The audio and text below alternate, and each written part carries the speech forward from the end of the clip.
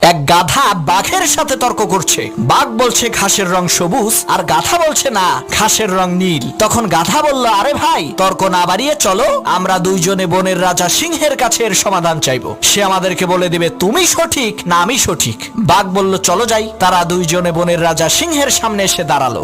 বাঘ কিছু বলার আগেই গাধা চেঁচিয়ে চেঁচিয়ে বলে উঠলো, মহারাজ, আপনি একটু বলেন তো ঘাসের রং সবুজ না নীল? আমি বলছি ঘাসের রং নীল, আর বাঘ বলে ঘাসের রং সবুজ। আপনি একটু ফয়সালা করে দেন তো।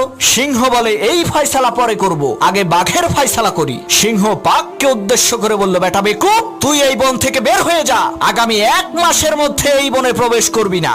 বাঘ বলল, মহারাজ, আমার কোন অপরাধের কারণে আপনি আমাকে এত বড় শাস্তি দিচ্ছেন? তখন সিংহ বলল, বেটা, তুই হইলি শক্তিশালী আর বুদ্ধিমান প্রাণী, তোর গর্জন শুনলেই তো গাধার লুস মোশন শুরু হয়ে যাবে। তুই কেন এই অশিক্ষিত মূর্খ গাধার সাথে তর্ক করে সময় নষ্ট করতে গেলি?